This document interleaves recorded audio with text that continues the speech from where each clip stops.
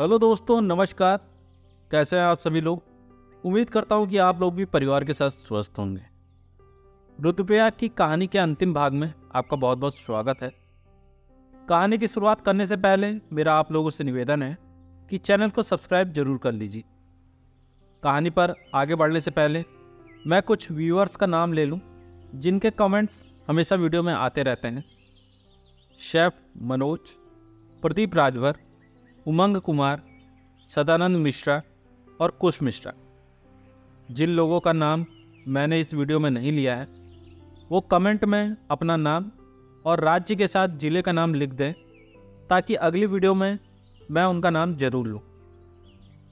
दोस्तों, आज रुद्रप्रयाग की कहानी के इस भाग को आप जीवन भर नहीं भूल पाएंगे, यकीन करिए।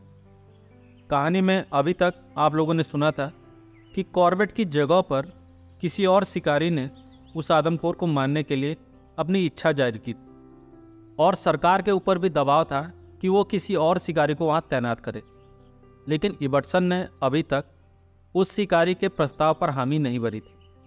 वो जानता था कि इतने चालाक लेपर्ड को मारना किसी और शिकारी के बस की बात नहीं थी। कॉर्बेट ने कई महीने उस आदमखोर के पीछे बिताए थे। कोई नया शिकारी यहाँ आकर तुरंत उस आदमखोर को मार नहीं पाता। उसे लेपर्ड की आदतों को समझने में ही कई महीनों का समय लग जाता और उल्टा ये भी हो सकता था कि लेपर्ड उसी शिकारी को अपना शिकार बना ले। खुद कॉर्बेट साहब कई बार इस लेपर्ड के चंगुल में आते आते बचे थे। दूसरी तरफ अखबारों ने काफ़ी ज़ोर शोर से कॉर्बेट साहब जैसे दूसरे शिकारियों को वहाँ तैनात करने की मुहिम चलाई हुई थी। लेकिन ज़मीनी हकीकत तो कॉर्बेट और इबर्टसन समझ रहे थे। अखबारों में छपते समाचार के दबाव से जिम कॉर्बेट ने बस 10 रात और वहाँ रुकने का इबर्टसन से वादा किया। उसके बाद वो वापस नैनीताल लौट जाना चाहते थे। नैनीताल से उन्हें दक्षिण अफ्रीका के लिए रवाना होना था। करते करते 10 रात बीत गई, लेकिन लेपर्ड नहीं मारा गया। अब कॉर्बेट और इबर्टसन दोनों के सामने ये प्रश्न उठ खड़ा हुआ कि इन 10 रातों में तो लेपर्ड नहीं मारा गया, तो अब क्या किया जाए। क्या उन दोनों को वापस लौट जाना चाहिए, वो भी रुद्रप्रयाग के लोगों को आदमखोर के साए में छोड़कर, या फिर कॉर्बेट अपनी साउथ अफ्रीका की यात्रा को अनिश्चित काल के लिए स्थगित कर दे और इबर्टसन अपने काम से छुट्टी ले ले। तब कॉर्बेट ने कहा कि दोस्त, एक और रात के लिए सब भूल जाते हैं, अगली सुबह जो होगा देखा जाएगा। इबर्टसन ने कहा कि आज की रात तुम लेपर्ड की ताक में फिर कहाँ बैठोगे। जवाब में जिम कॉर्बेट ने कहा कि आज की अंतिम रात भी मैं उसी आम के पेड़ पर बैठना चाहता हूँ। जिम कॉर्बेट की बात से इबर्टसन भी सहमत हो गया, क्योंकि अब तक उस लेपर्ड को मारने के लिए कई पैतरे आजमाए जा चुके थे। अंतिम रात सब कुछ भाग्य पर छोड़ दिया गया। दोपहर का खाना और शाम की चाय एक साथ पीने के बाद इबर्टसन जिम कॉर्बेट को उस आम के पेड़ तक छोड़ने आए। जिम कॉर्बेट के मन में ये बात बार बार उभर कर आ रही थी कि आज के बाद शायद वो लेपर्ड और अधिक स्वतंत्र होकर लोगों का शिकार करेगा। अगले दिन से जिम कॉर्बेट वहाँ नहीं होंगे। मचान के पास आकर उन्होंने देखा कि आम के पेड़ के पास बहुत से लोगों की भीड़ लगी है। पूछने पर पता चला कि वहाँ खड़े होकर वो लोग 2 सांपों की लड़ाई देख रहे हैं। जिम कॉर्बेट और इबर्टसन भी उस भीड़ के पास तक आ गए। वो दोनों सांप ऐसे लड़ रहे थे जैसे एक दूसरे के खून के प्यासे हों। उसके बाद इबर्टसन झट से नीचे कूदा और उसने एक लकड़ी से उन दोनों सांपों में से एक सांप को मार डाला, जबकि दूसरा सांप इससे पहले कि इबर्टसन उसे मार पाता वो पास के बिल में घुस गया। वहाँ की जमीन इन दोनों सांपों की लड़ाई की वजह से खून से लाल हो गई थी। बिल में घुसा सांप भी शायद कुछ घंटे में मर गया हो। इतना ड्रामा देखने के बाद भीड़ वहाँ से अपने अपने घरों को चलते बनी। अब वहाँ बचे कॉर्बेट और उनका दोस्त। वो दोनों वहीं पेड़ के नीचे काफ़ी देर तक बैठे रहे। उन दोनों की बातों को वहाँ बांधा गया बकरा ऐसे सुन रहा था जैसे वो उन दोनों की बातों को समझ रहा हो। जब अंधेरा होने वाला था तभी इबर्टसन वापस बंगले पर चला गया और जाते जाते उसने जिम कॉर्बेट से कहा कि रुद्रप्रयाग के लोगों का भविष्य आज की रात पर ही टिका है। उसके जाने के बाद जिम कॉर्बेट मचान पर चढ़कर बैठ गए। पेड़ के ऊपर की तरफ उस पंडित के धर्मशाला में कुछ तीर्थयात्री रुके हुए थे। उन तीर्थयात्रियों ने वहीं धर्मशाला में खाना बनाया और जब तक वो लोग खा पीकर सो नहीं गए तब तक उन लोगों की आवाज़ जिम कॉर्बेट को सुनाई देती रही। उन लोगों को कॉर्बेट ने पहले ही कह दिया था कि खाने पीने के बाद वो कोई आवाज़ ना करे। फिर वहाँ पे सन्नाटा छा गया। मचान से 60 मीटर दूर सड़क से सटे खेत में एक गडेरिया ने अपना पड़ाव डाला था, जिसमें उसकी लगभग 100 बकरियां थीं, जो एक कंटीली बाड़ के अंदर कैद कर दी गई थी। और उस गडरिया के 2 भोटिया कुत्ते भेड़ों की सुरक्षा के लिए तैनात थे। रात में लगभग 9 बजे के करीब पेड़ से ऊपर स्थित धर्मशाला में से एक तीर्थयात्री लालटेन लेकर बाहर निकला। उसने सड़क को पार किया और थोड़ी देर बाद फिर से वापस धर्मशाला में चला गया। शायद वो लघु शंका के लिए बाहर आया था। उसके बाद उसने लालटेन बुझा दी। ठीक उसी समय उस गडरिये के दोनों कुत्ते भौंकने लगे।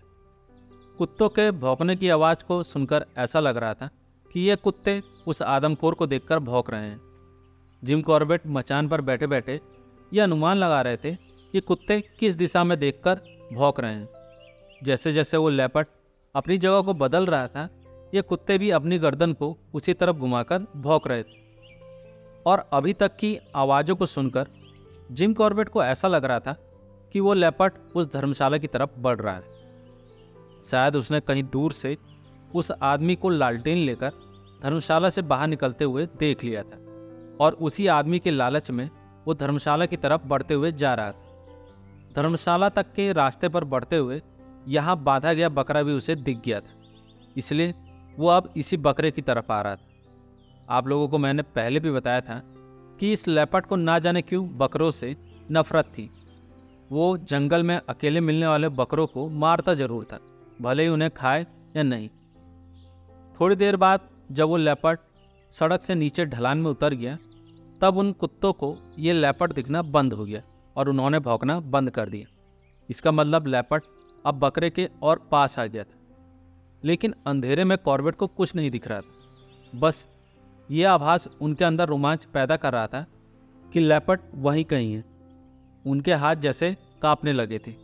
थोड़ी देर तक ऐसे ही सन्नाटा पसरा रहा। लेपर्ड बिना आवाज़ किए आगे बढ़ते हुए आया था। जिम कॉर्बेट को ऐसा लगा कि उनके मचान के सामने बांधा गया बकरा, जो अभी तक सो रहा था, वो उठकर खड़ा हो गया और बोलने लगा। ये बकरा जो उन 10 रातों में कभी नहीं बोला था, आज जाकर वो बोल रहा था। जिम कॉर्बेट भी एकदम चौकन्ना होकर उस बकरे की हर एक हरकत का अंदाजा बस बकरे के गले में बांधी गई घंटी की आवाज़ को सुनकर लगा रहे थे। बकरा शायद ठीक उसी आम के पेड़ की तरफ देख रहा था जिस पर जिम कॉर्बेट बैठे हुए थे। वो लेपर्ड इस आम की पेड़ की आड़ में आकर छुप गया था और उस बकरे पर हमला करने के लिए पोजीशन लिए हुआ था। जैसा कि मैंने बताया था कि उस बकरे और जिम कॉर्बेट के बीच ज़्यादा दूरी नहीं थी, लेकिन रात अंधेरी होने के कारण जिम कॉर्बेट को कुछ भी स्पष्ट नहीं दिख रहा था। सिर्फ बकरे के गले में बांधी गई घंटी को सुनकर वो वहाँ पर चल रहे पूरे क्रिया चक्र को समझ रहे थे। उन्होंने अपनी राइफल को बकरे की तरफ ताना हुआ था और उनकी राइफल पर टॉर्च लगा हुआ था। इंतजार था लेपर्ड का बकरे पर कूदने का। धीरे धीरे एक एक सेकंड बीतता जा रहा था और जिम कॉर्बेट के दिमाग में बहुत सारी बातें आ रही थी कि कहीं ऐसा तो नहीं है कि वो लेपर्ड अब इस बकरे को छोड़कर वापस उस पंडित की धर्मशाला की तरफ इंसानी मांस की तलाश में चला गया हो, या उसने अपनी अदृश्य शक्तियों से ये पता कर लिया हो कि यहाँ उसके लिए खतरा है, इसलिए वो वहाँ से चला गया।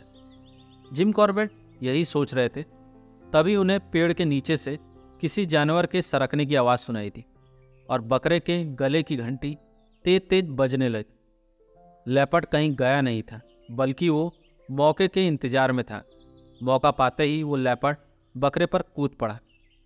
जिम कॉर्बेट ने अपनी राइफल पर लगे हुए टॉर्च को जलाया। टॉर्च की रोशनी सीधे उस लेपर्ड के कंधे पर पड़ रही थी।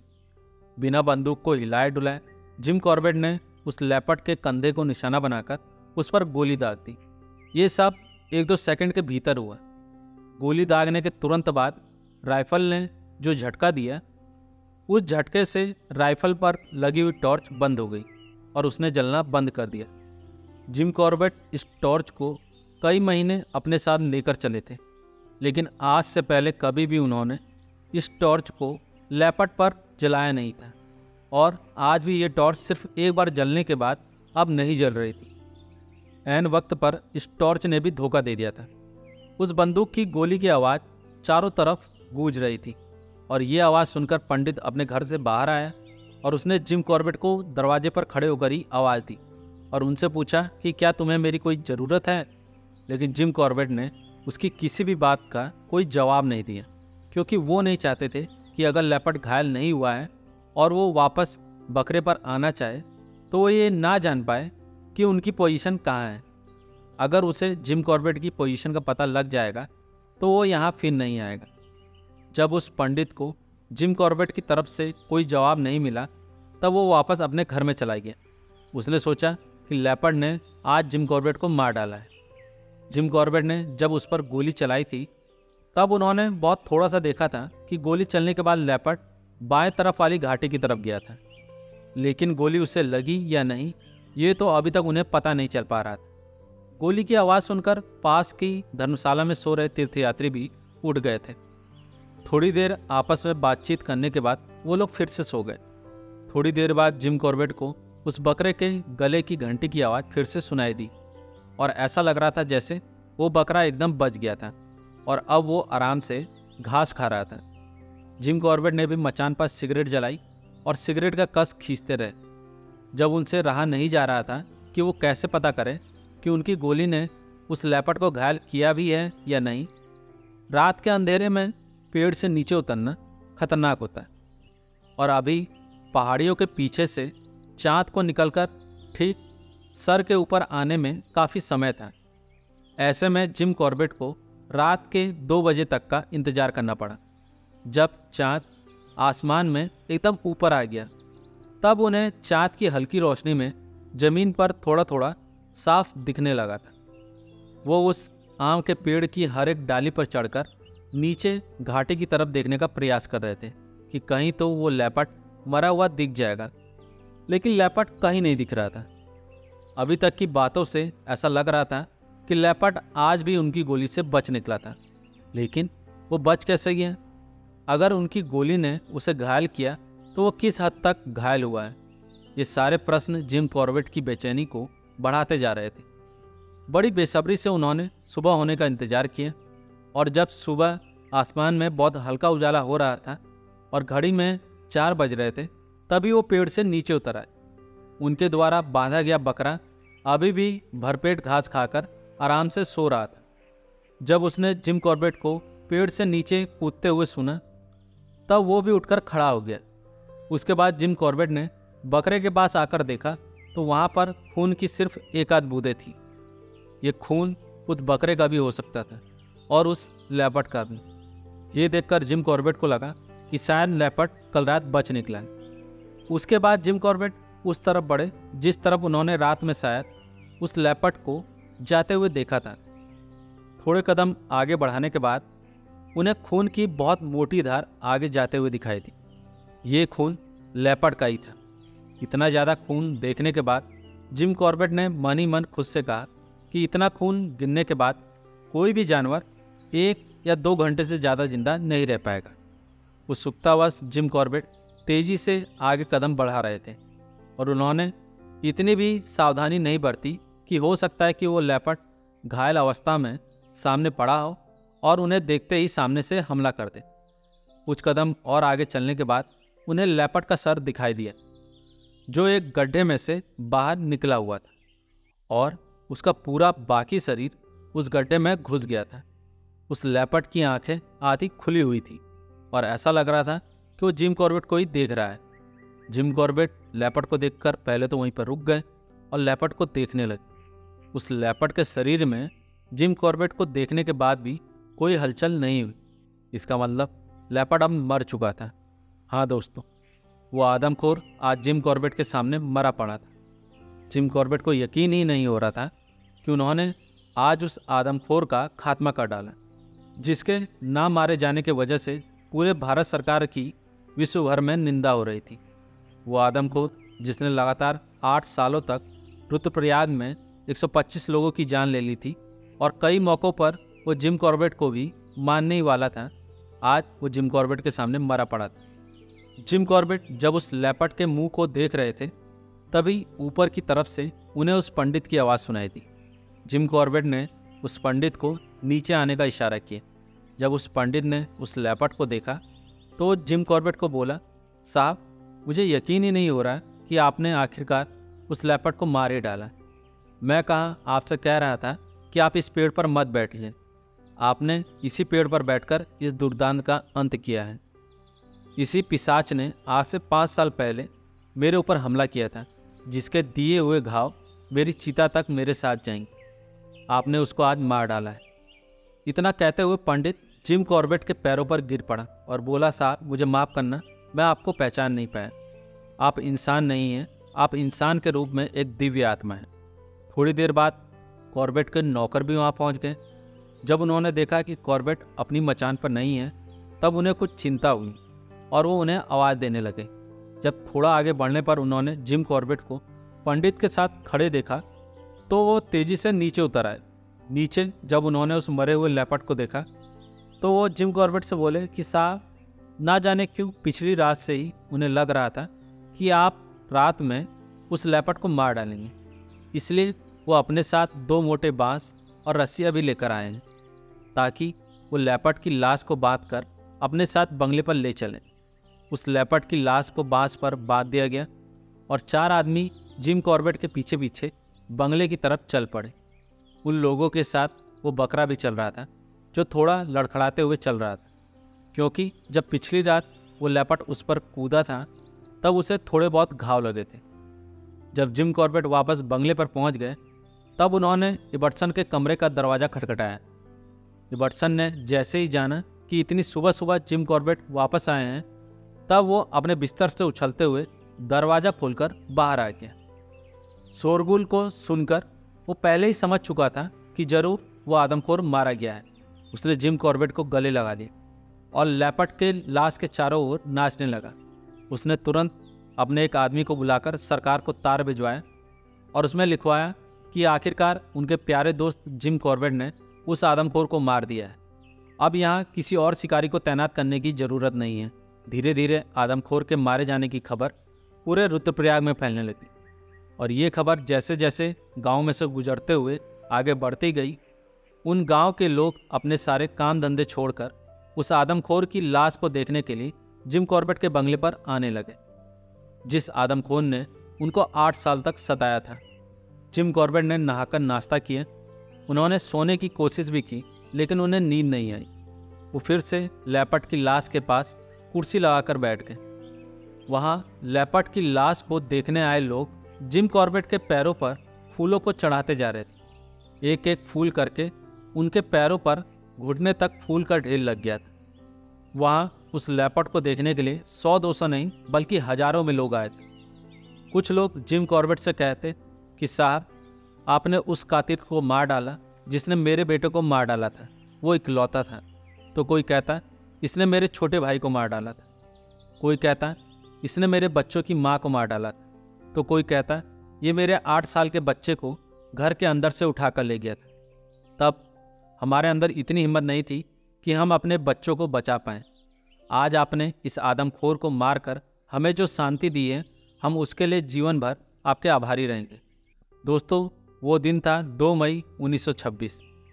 ये इतना यादगार दिन था कि रुद्रप्रयाग में आज भी हर साल इसी तारीख को मेला लगता है, और कोई छोटा मोटा मेला नहीं, बहुत बड़ा मेला।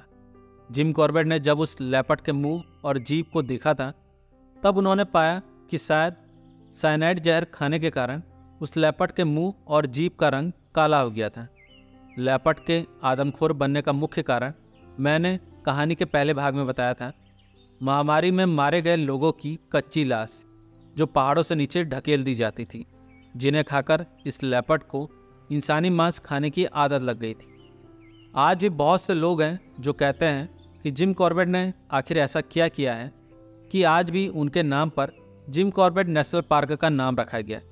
हमें एक अंग्रेज के नाम पर किसी पार्क का नाम नहीं रखना चाहिए, वो भी आज़ादी के इतने साल बाद तक। तो उन लोगों को मैं अपनी अगली बातों से ये जवाब देना चाहूँगा कि जिम कॉर्बेट ने पहाड़ के लोगों के लिए क्या किया है और क्यों आज भी लोग उन्हें भगवान मानते हैं।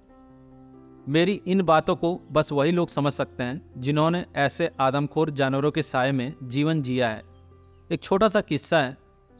द्वितीय विश्व युद्ध में जो भारतीय जवान मध्य एशिया में लड़ाई लड़कर वापस भारत लौटे थे, वहाँ उन घायल जवानों के उपचार के लिए बहुत बड़ा कैंप लगाया गया था और वहाँ पर एक छोटी सी पार्टी रखी गई थी जो उन घायल जवानों को धन्यवाद ज्ञापित करने के लिए रखी गई थी।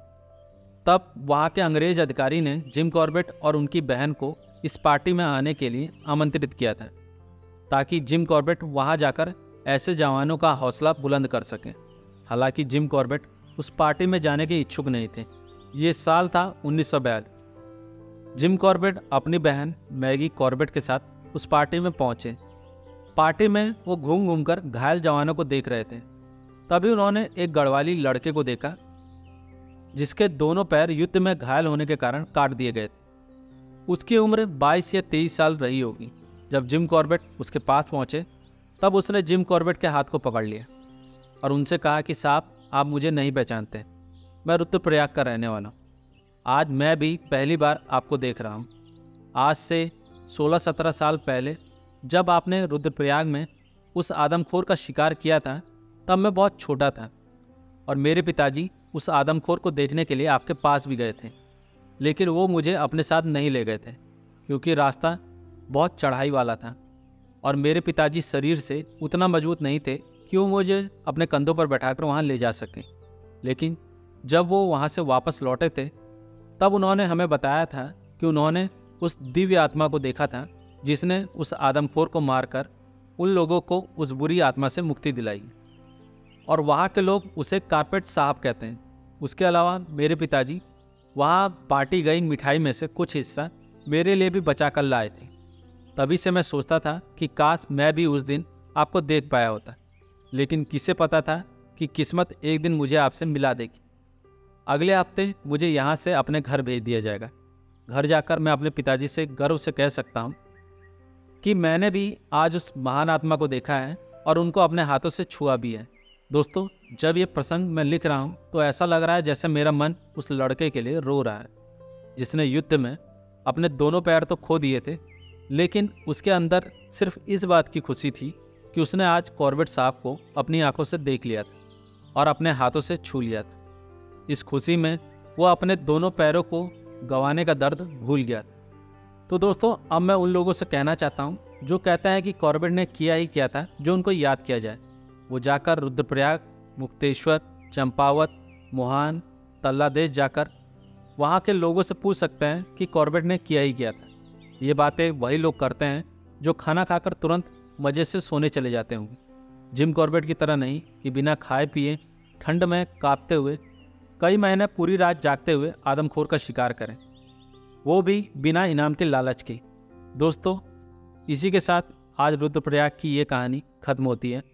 अगर आप लोग भी मेरी तरह कॉर्बेट साहब को प्यार और सम्मान देते हैं तो कमेंट में बस आई लव कॉर्बेट या आई रेस्पेक्ट कॉर्बेट साहब लिख दीजिएगा, ताकि सब लोग जान जाएं कि सिर्फ अंग्रेज होने की वजह से हम कॉर्बेट साहब द्वारा किए गए कार्य को भूल नहीं सकते। कॉर्बेट को हम और हमारी आने वाली पुश्तें हमेशा याद रखेंगी। सैल्यूट है कॉर्बेट साहब आपको, कॉर्बेट लॉर्ड फैमिली की तरफ से। We respect your valuable efforts.